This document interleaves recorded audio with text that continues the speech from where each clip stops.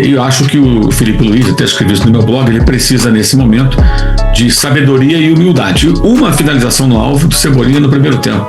Isso é absolutamente inaceitável. E se ele não tiver sabedoria e humildade, grandes chances de se dar mal.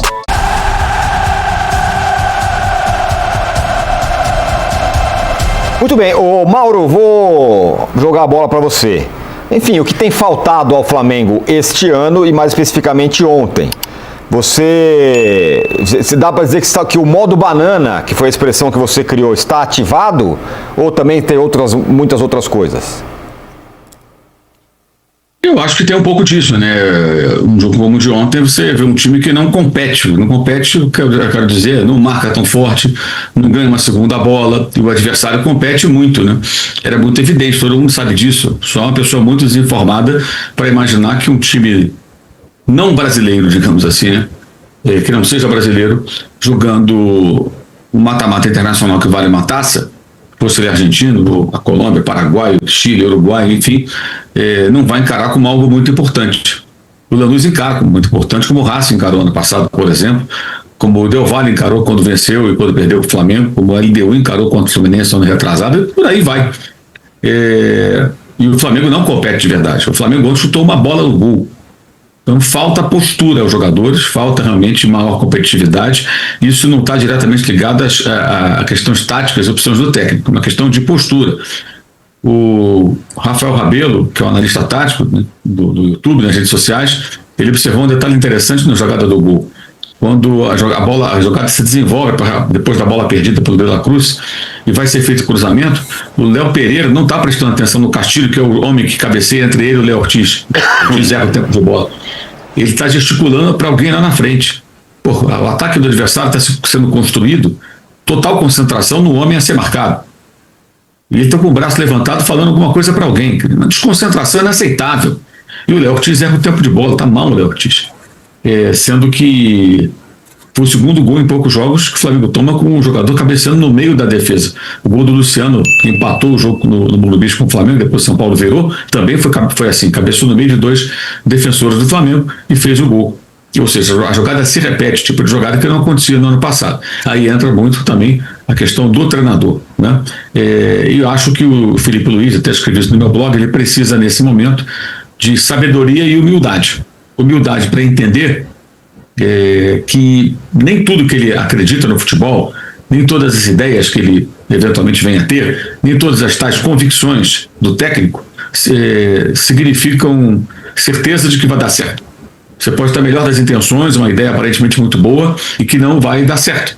Que não vai dar certo nunca, que não vai dar certo naquela semana, naquele mês, naquele jogo, naquele momento, enfim.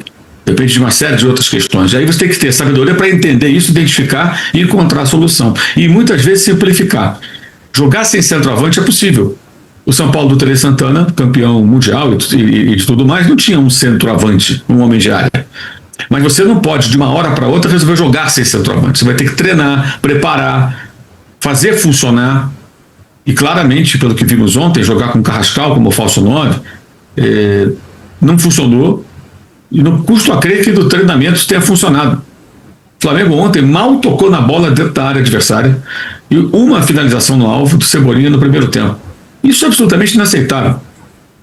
O elenco que o Flamengo tem, com o investimento que possui, que o Flamengo não consiga finalizar a bola no gol do adversário, só uma vez. Né? Aí ele alega gramado, ventou, desconforto dos jogadores, faltou profundidade. Então, qual o jogador de profundidade que ele quer? O Plata? Michel foi embora, liberado, né? O Juninho foi embora, liberado, o Lino não pode fazer isso, foi só porque faltou profundidade. De fato o time jogou muito pelo meio no primeiro tempo, não conseguiu criar muita coisa, no segundo piorou muito, foi razoável na segunda metade do primeiro tempo, quando aconteceu essa jogada da finalização do Cebolinha, foi razoável porque foi menos ameaçado e ainda tentou alguma coisa, mas foi uma atuação muito ruim de comportamento, de conduta dos jogadores em campo. E o técnico que parece acreditar demais nas tais convicções. Eu sempre digo que essa história de técnico que se agarra às suas convicções, e muita gente repete esse chavão, eu acho extremamente perigoso. Porque o que é a convicção de um técnico? Uma coisa é ele ter um plano, uma ideia, colocar em prática, e se não funcionar, ele saber mudar aquilo ali. A outra é você ser teimoso. A convicção, muitas vezes, vira teimosia. O Diniz é muito um perfil, digamos assim, de técnico que muitas vezes fica ligado a isso, né? E vai com aquilo até o final, mesmo que o barco afunde. O Felipe Luiz tem que tomar cuidado para não seguir esse caminho. Tá? Por isso que eu te falo, humildade para entender que não está funcionando, sabedoria para identificar os erros. Jogar sem centroavante é um desafio. E aí entra uma outra questão. O Flamengo tem o Pedro voltando de uma questão aí, não foi uma lesão, mas não estava 100%, né, para o jogo contra o Botafogo, foi explicado. Se ele não jogou ontem de saída porque não está na melhor condição, cada vez fica mais inexplicável não ter um outro centroavante. E aí entra uma questão que é absolutamente curiosa, que é o Flamengo quer um centroavante com características específicas. E as características são que ataque o espaço, que pressione a saída de bola, que se movimente mais e por aí vai.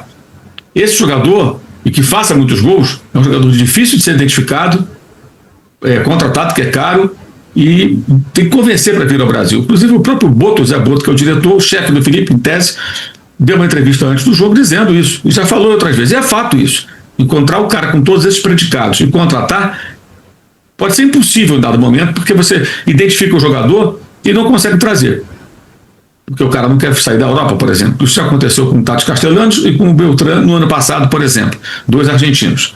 Mas, ao mesmo tempo, a gente fica pensando, e se um deles tiver todos esses predicados, e for a exemplo do Plata, mais um atacante alérgico a gols ou com números muito baixos, como hoje é o Beltrán, por exemplo, emprestado pela Fiorentina ao Valência, e que já deve ser devolvido, segundo a imprensa europeia, ao final da temporada.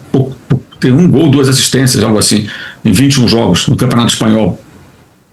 Então, o que é mais importante, Felipe Luiz? Pressionar, atacar o espaço, ter essas características, que eu compreendo que elas são importantes no modelo de jogo adotado, ou alguém que perturbe o zagueiro adversário, alguém que finalize, alguém que faça gols. Ontem, o Flamengo perdeu, entre outras coisas, porque o atacante, o Rodrigo Castilho, 26 anos, começou na base do River Plate, passou pelo ginásio, alguns times menores na Argentina, até chegar ao Lanús, e era dúvida para o jogo, por uma questão muscular.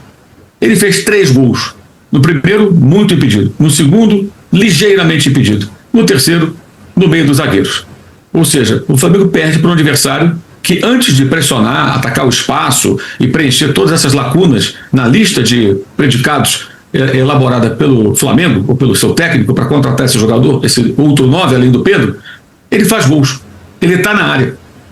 Jogar sem esse cara é muito desafiador, exige uma sofisticação muito grande. Se não funciona, não tá dando certo, então vai com o Pedro e aceite um outro atacante. Mas, por outro lado, do que adianta a diretoria contratar um outro 9, como contratou o Juninho, com características que agradam ao Felipe Luiz? Ele queria o Juninho, e o Juninho nem era relacionado para muitos jogos. Porque ao mesmo tempo que o Flamengo pode, sua diretoria, o seu chefe direto, Boto, o BAP, que é o presidente, pode cobrar, questionar o Felipe, quem vai escalar sempre vai ser ele. A palavra final vai ser dele, tem que ser dele, ninguém tem que interferir na escalação. Então é uma situação delicada. E se ele não tiver sabedoria e humildade, grandes chances de se dar mal, de afundar. Porque sem sabedoria e humildade ele pode começar a resvalar numa certa arrogância, que é um negócio muito perigoso, especialmente para um técnico jovem como ele, que vive hoje o seu momento de maior pressão, desde que virou técnico. Em 2024, ele assumiu, pegou o bonde andando, o time do Tite não vinha bem, ganhou a Copa do Brasil. No ano passado teve a fase ruim durante aquele período, a fase de grupos da Libertadores, mas reagiu. E hoje, ele é muito bem pago. Ontem, inclusive, uma pessoa do clube falou para mim exatamente isso, né? Que os técnicos é que tem que solucionar a hora desses momentos, e que por isso eles ganham muito dinheiro. O Felipe queria muito dinheiro, o Flamengo paga agora ele muito mais dinheiro do que antes, então ele tem que fazer jus a essa grana que ele ganha. Como? Fazendo o time funcionar. Barrando jogadores que não estão bem, não escalando pela meritocracia titista, digamos assim, como faz o Tite, porque não tem sentido ter o Danilo e o Vitão recém-contratado e o Ortiz continuar jogando se ele não está bem. Isso não tem cabimento, né? Por que não começar com o Everton Araújo num jogo tão físico como o de ontem, sendo ele o volante mais adequado para isso? E a tentativa frustrada de jogar sem centroavante. Ou seja, ele quis inventar, digamos assim, né, entre aspas, num jogo super importante e que vai ficando ainda mais pesado o de volta nesse cenário dessas circunstâncias. Humildade e sabedoria são as 2 palavras que deveriam estar pregadas na parede assim, bem diante do Felipe Luiz para ele enxergar toda hora, refletir e tentar mudar isso. Ou vai começar a sofrer uma pressão muito maior do que aquela que é feita constantemente pela Flamengo inimigo.